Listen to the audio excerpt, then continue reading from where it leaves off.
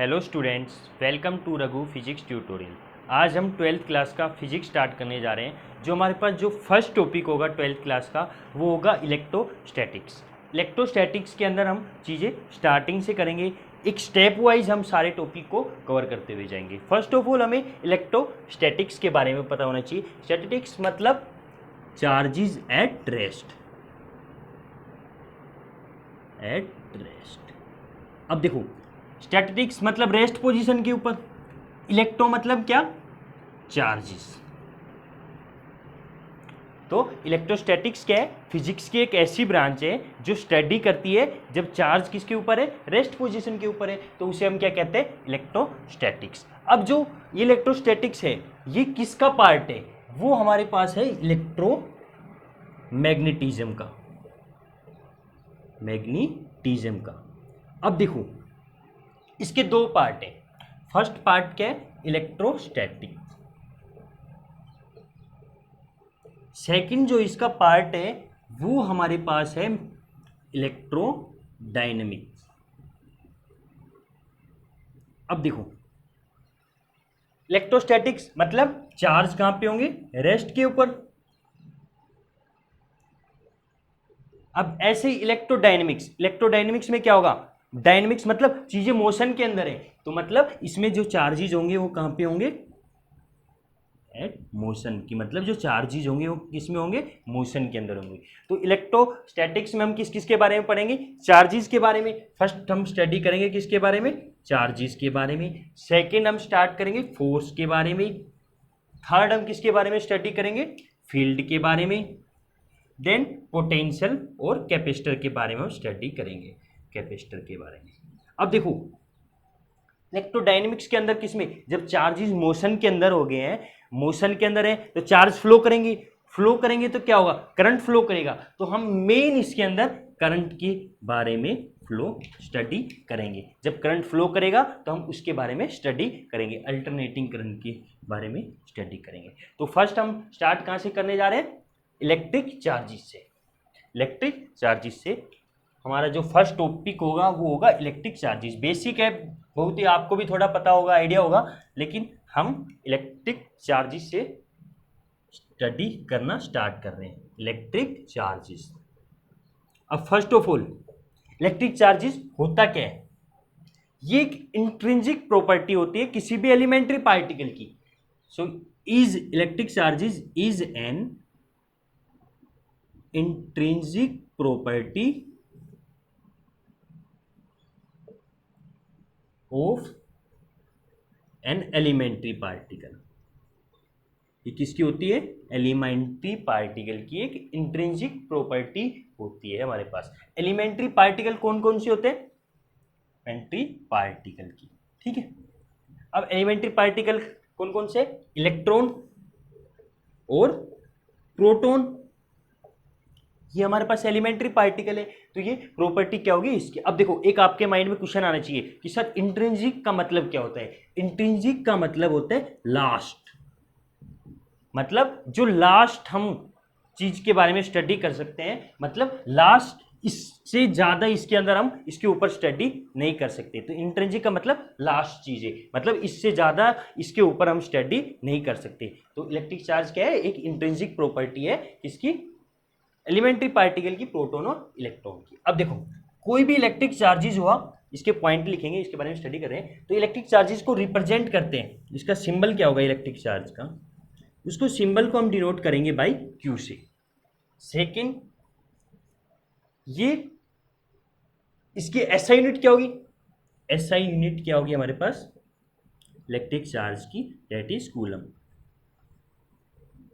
जिसे हम डिनोटेड करेंगे सी से, जिसे किसे डिनोटेड करेंगे, सी से। और जो 1 कूलम होता है, 1 coulomb is equal to 3 × 10⁹ stat coulomb,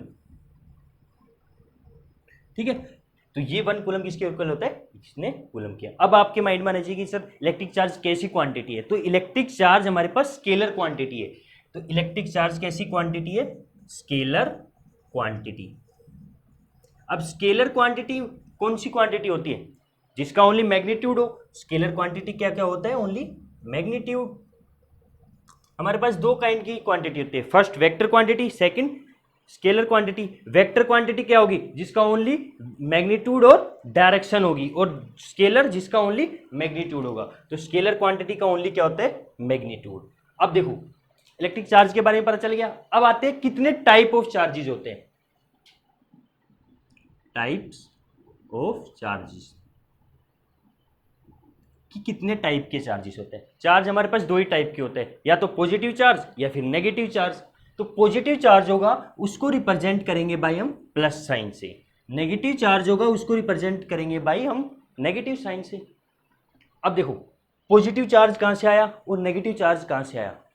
माना हमने ये क्या है, एक ग्लास रोड है, जब इस ग्लास रोड को रब करते हैं किसी भी सिल्क क्लॉथ से, तो इस रोड के ऊपर हमारे पास क्या आने लग जाएगा, पॉजिटिव जो चार्ज आता है उस चार्ज को हम क्या कहते हैं, पॉजिटिव चार्ज। ऐसे ही अगर हम इसको प्लास्टिक रोड माने, ये जनरली है ही प्लास्टिक में, अगर इसको हम प्लास्टिक रोड मानेंगे, ये प्लास्टिक रोड है, इसको हम रब करते हैं वुलन क्लॉथ से, तो इसके ऊपर हमारे पास जो चार्जेस डेवलप होगा वो चार्जेस क्या होगा, नेगेटिव चार्ज। तो हमें पता चल गया पॉजिटिव चार्ज को प्लस साइन से और नेगेटिव चार्ज को इस सिंबल से हम डिनोट कर देंगे। अब देखो इसके अंदर थ्री पॉसिबिलिटी है। अगर हम दो पॉजिटिव चार्जेस मतलब एक जैसे, अगर दो पॉजिटिव चार्जेस को आपस में एक दूसरे के पास लाया जाता है तो उनके बीच में हमारे पास क्या होता है, रिपल्सन। ठीक है, अगर दो सेम काइंड ऑफ चार्जेस है दोनों को आपस में पास लाएगा तो क्या होगा, रिपल्सन। अब देखो मतलब इसका मतलब क्या हुआ, लाइक चार्ज रिपेल करेंगे या रिपेल, लाइक चार्ज हमारे पास क्या करते हैं, रिपल्सन करते हैं। ठीक है, उसके बाद सेकंड क्या है, ऐसे ही नेगेटिव चार्ज ले लिया हमने, नेगेटिव चार्जेस क्या करते हैं, ये भी लाइक चार्जेस है तो ये भी क्या करेंगे, रिपल्सन करेंगे। थर्ड हमारे पास पॉसिबिलिटी क्या है, या तो एक पॉजिटिव होगा या फिर नेगेटिव होगा, दो ही पॉसिबिलिटी है, पॉजिटिव या फिर नेगेटिव या फिर नेगेटिव है पॉजिटिव, बात तो सेम ही है। अगर इन दोनों को चार्ज को लेके आएंगे तो हमारी नेट अट्रैक्शन होगी, नेट क्या होगी, अट्रैक्शन, मतलब कि unlike charge attract each other, क्या करेंगे, अट्रैक्ट करेंगे एक दूसरे को। ठीक है, अब जो इलेक्ट्रॉन होते हैं, इलेक्ट्रॉन के ऊपर जो सबसे स्मॉलेस्ट चार्ज होता है, उससे छोटा चार्जेस नहीं होते, क्वार्ट्ज के लिए होता है लेकिन हम उसके बारे में स्टडी नहीं करेंगे। जो क्योंकि जो इलेक्ट्रॉन के ऊपर चार्जेस होता है वो इंडिपेंडेंट होता है, किसी के ऊपर डिपेंड नहीं करता इलेक्ट्रॉन का चार्ज, और जो इलेक्ट्रॉन के ऊपर चार्ज होगा वो उस चार्ज की वैल्यू हम यहाँ पे लिख देते हैं कि इलेक्ट्रॉन के ऊपर जो चार्ज होगा वो होगा 1.6 इंटू 10⁻⁻19 कूलम। और अगर चार्ज होगा तो कुछ मास भी होगा, क्योंकि कभी भी जब चार्ज का नेम आता है तो उसके साथ मास भी आता है। तो जो इलेक्ट्रॉन का मास होता है तो वो क्या होता है, 9.1 इंटू 10⁻31 किलोग्राम। ऐसे ही हमारे पास पॉजिटिव चार्ज किस पे होता है, प्रोटॉन पे, और इलेक्ट्रॉन पे हमारे पास क्या होता है, नेगेटिव चार्ज। अब हम स्टडी करेंगे इसकी थ्री प्रॉपर्टी के बारे में। नाउ हम इसकी प्रॉपर्टी के बारे में पढ़ेंगे कि इलेक्ट्रिक चार्ज की कौन कौन सी प्रॉपर्टी होती है। जो हमारे पास जो फर्स्ट प्रॉपर्टी होगी वो क्या होगा, एडिटिव नेचर ऑफ चार्जेस, कि मतलब एडिटिव नेचर ऑफ चार्जेस के बारे में पढ़ेंगे। सेकंड क्या है, क्वांटाइजेशन ऑफ चार्ज। थर्ड जो प्रॉपर्टी है वो क्या होगी हमारे पास, कंजर्वेशन ऑफ चार्जेस। तो फर्स्ट हम स्टार्ट करेंगे कहाँ से, एडिटिव नेचर ऑफ चार्जेस से। एडिटिव नेचर ऑफ चार्जेस मतलब एडिटिव है, उसके नेम में कुछ है, एडिटिव मतलब कुछ ऐड होगा। तो फर्स्ट क्या है हमारे पास, एडिटिव नेचर ऑफ चार्जेस।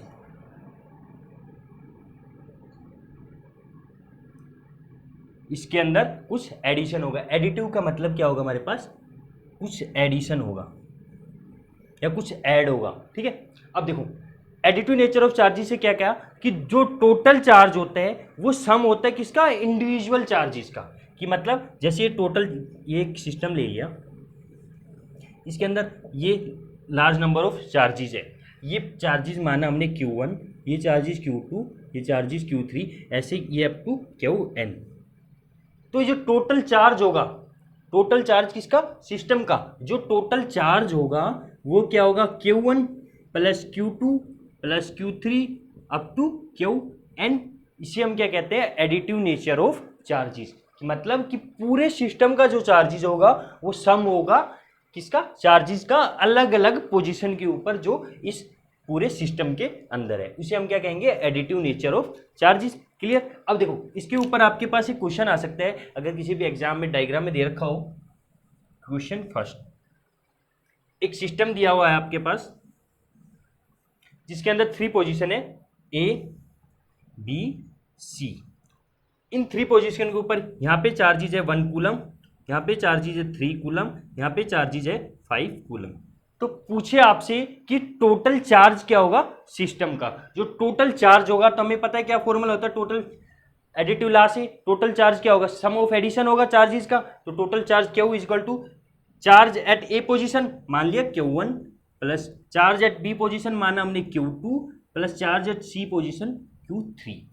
तो Q1 की वैल्यू हमारे पास क्या है 1 कूलम, Q2 की वैल्यू है 3 कूलम और Q3 की वैल्यू है 5 कूलम। तो जो टोटल चार्ज होगा वो क्या होगा 1 + 3 + 5, तो ये 9 कूलम। जो टोटल चार्ज होगा 9 कूलम। इसे हम क्या कहते हैं, एडिटिव नेचर ऑफ चार्जेस। मतलब टोटल सिस्टम का जो चार्जेस होगा वो एडिशन होगा चार्जेस का, जो हमारे इंडिविजुअल चार्जेस है अलग अलग पोजीशन के ऊपर, उसे हम क्या कहेंगे, एडिटिव नेचर ऑफ चार्जेस। अब सेकंड प्रॉपर्टी पे आते हैं। वो सेकंड प्रॉपर्टी हमारे पास क्या होती है, इसकी सेकंड प्रॉपर्टी हमारे पास क्या होती है, quantization of charges.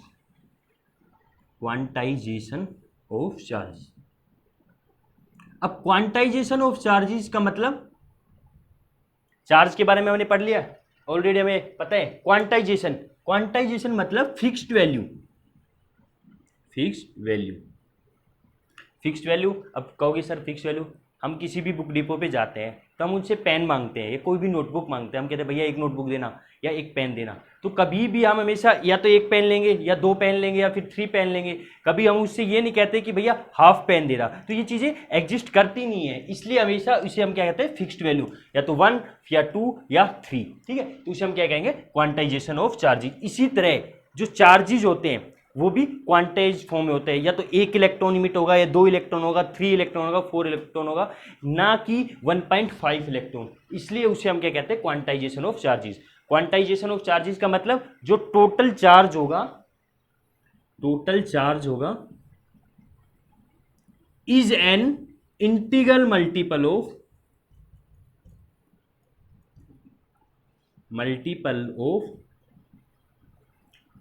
Quantum charge, quantum charge.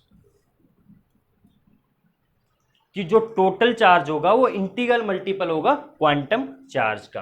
तो जो टोटल चार्ज Q, इसको सिंगल लाइन में कैसे रिप्रेजेंट करेंगे, Q is equal to plus minus n ई।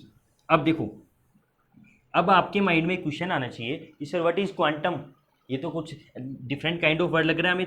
तो क्वांटम का मतलब सबसे स्मॉलेस्ट, सबसे स्मॉलेस्ट। और जो सबसे स्मॉलेस्ट चार्ज है, हमने भी पीछे भी पढ़ा था, वो क्या था, इलेक्ट्रॉन का होता है। क्योंकि इलेक्ट्रॉन का जो चार्जेस होता है वो क्या होता है, इंडिपेंडेंट होता है। इलेक्ट्रॉन का चार्जेस इंडिपेंडेंट होता है। तो ये हमारे पास क्या हो गया, इलेक्ट्रॉन का चार्ज। ये चार्ज क्या है, इलेक्ट्रॉन का। ठीक है, क्या वो हमारे पास क्या हो गया, total charge, total charge on a body या किसी भी सिस्टम के ऊपर। ठीक है, एन, एन हमारे पास एक इंटीजर है। एन हमारे पास क्या है, एक इंटीजर है। और इस इंटीजर की वैल्यू क्या होगी हमारे पास, एन की जो वैल्यू होगी वो 0, 1, 2, 3, मतलब ऐसे इंक्रीज कर देगी। डिस्क्रीट होगी एन की वैल्यू 0, 1, 2, 3, 4, 5 अप टू एन तक। उसे हम क्या कहेंगे, क्वांटाइजेशन ऑफ चार्जेस। अब क्वांटाइजेशन ऑफ चार्जेस के ऊपर हम एक क्वेश्चन प्रॉब्लम करेंगे। उन 2 प्रॉब्लम की हेल्प से हम इसका जो बेसिक है वो क्वांटाइजेशन ऑफ चार्ज वो इजिली हम कवर कर लेंगे। अब देखो फर्स्ट प्रॉब्लम है, फर्स्ट जो क्वेश्चन है वो ये है, can a charge of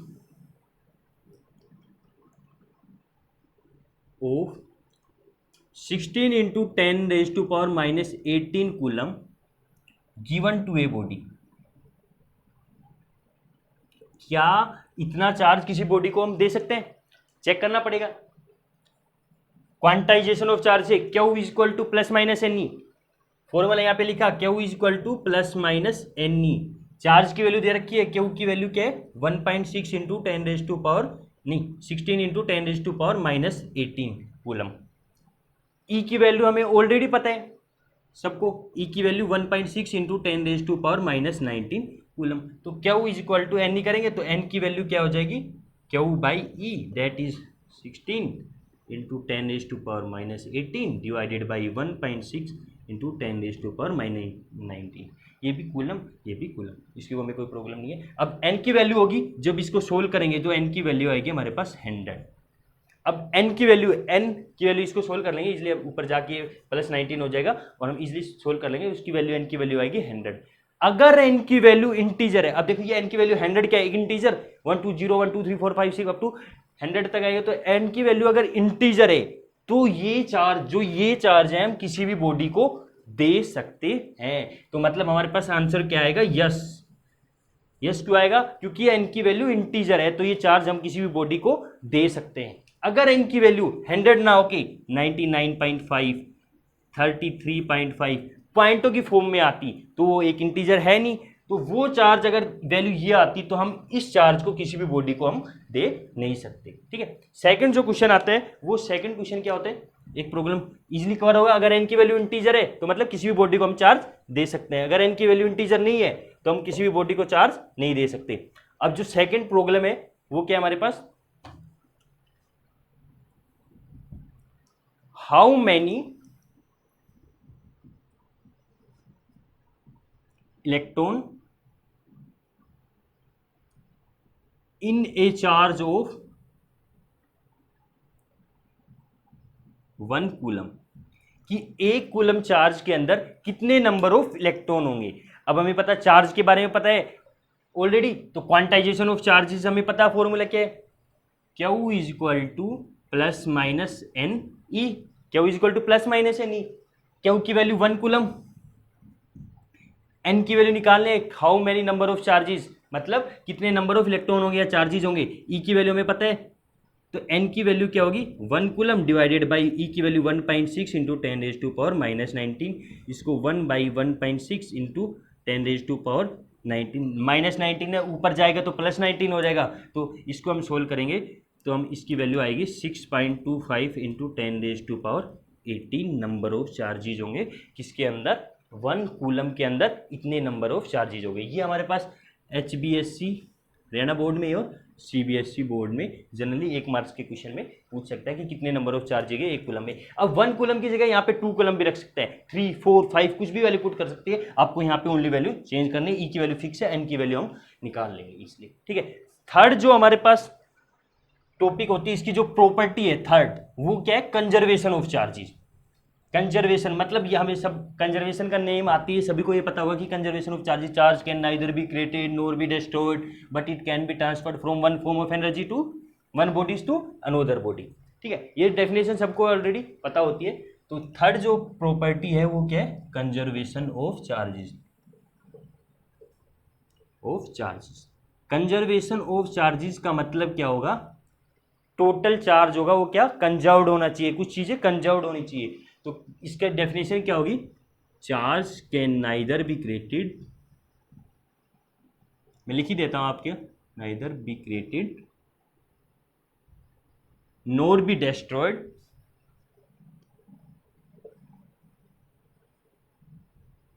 but it can be transferred from one body to another body.